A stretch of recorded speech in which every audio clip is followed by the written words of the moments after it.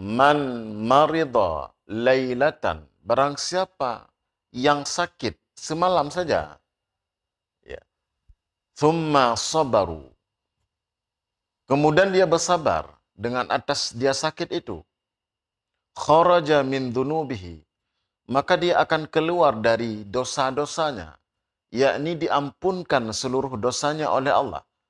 Kal yaumi waladathu ummuhu, seperti hari dilahirkan dari kandungan ibunya. Masya Allah.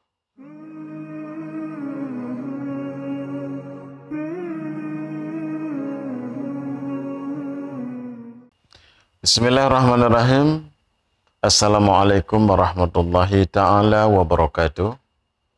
Alhamdulillah alladzi bini'matihi tatimmus salihat wa bifadlihi tatanazzalul khairat wal barakat wa bitaufiqihi tatahaqqaqul maqasidul wal ghayat. Allahumma salli ala habibina wa maulana Muhammad wa ba'du. InsyaAllah kita akan membahas pada saat ini tentang terapi nyeri menurut syariah. Bagaimana terapi nyeri? Yang pertama sekali harus kita pahami bahwa hadis Rasulullah sallallahu alaihi wasallam, hadis sahih Imam Bukhari Muslim, innal ma'unata ta'ti lil 'abdi ala qadrihil ma'unah. Jadi Rasulullah mengatakan bahwa sesungguhnya problem, muskilah, masalah itu akan datang kepada hamba sesuai dengan mu'nah seseorang. Apa itu mu'nah? Mu'nah itu adalah muskilat. Apa itu muskilat?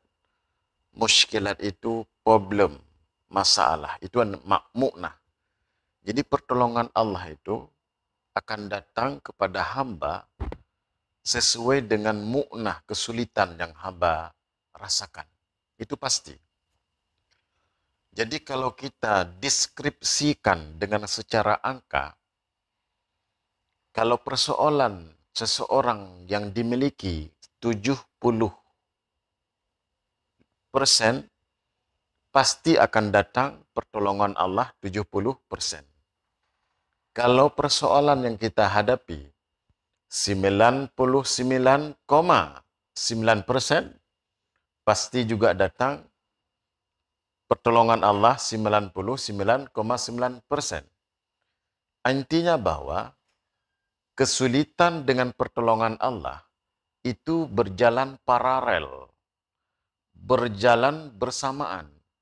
Tidak mungkin pertolongan Allah atau tidak mungkin masalah yang kita hadapi meninggalkan pertolongan Allah atau sebaliknya.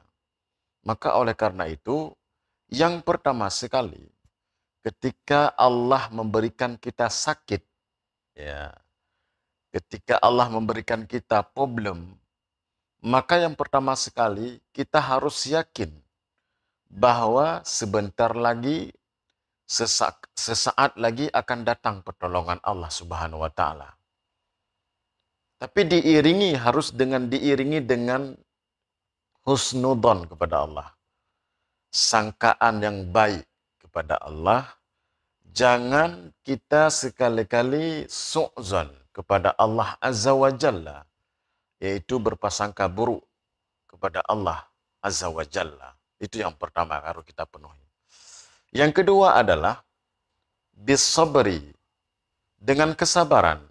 Wasta'inu bisabri wassalah.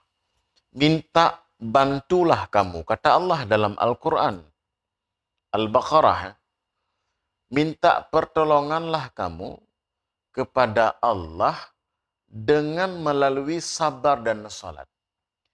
Jadi ternyata dengan sifat sabar, dengan sifat sabar dan ikhlas hati, kita menghadapi ujian dari Allah, itu membuat kita itu kuat, membuat kita itu tertolong. Ya, sebagaimana harus juga kita pahami bahwa eh, fadilah atau kekuatan Allah diberikan terhadap orang yang sabar. Apa kata Rasulullah dari hadis Imam Abu Hurairah? Man marida lailatan, barang siapa yang sakit semalam saja, ya. Thumma sabaru, kemudian dia bersabar dengan atas dia sakit itu. Kharaja min dunubihi, maka dia akan keluar dari dosa-dosanya, yakni diampunkan seluruh dosanya oleh Allah. Kal yaumi waladathu ummuhu, seperti hari dilahirkan dari kandungan ibunya. Masya Allah.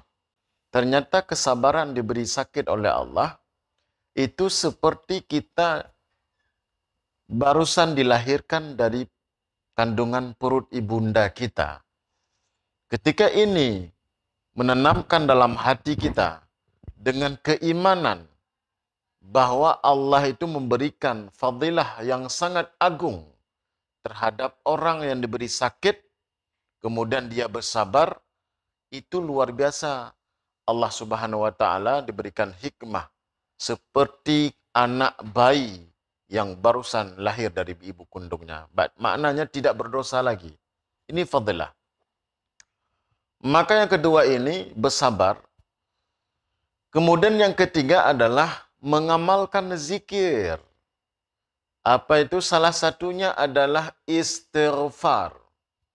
Salah satu terapi menyembuhkan penyakit, salah satunya adalah istighfar.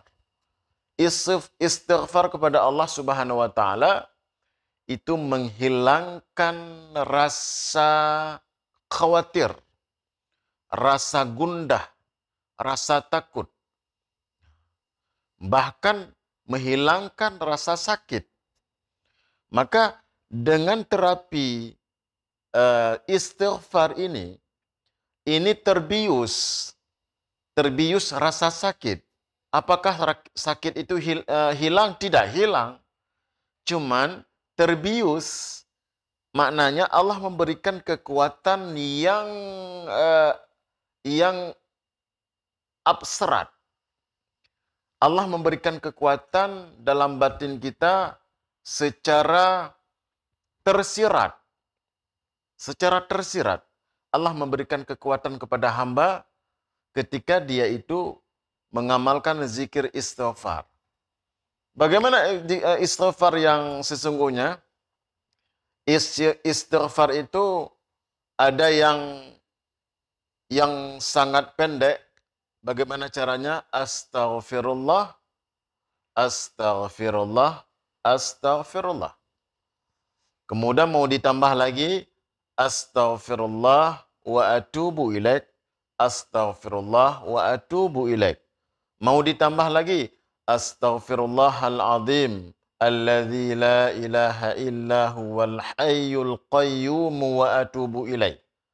Mau ditambah lagi yang paling panjang, itu namanya Sayyidul Istighfar, Raja Istighfar. Apa itu Raja Istighfar?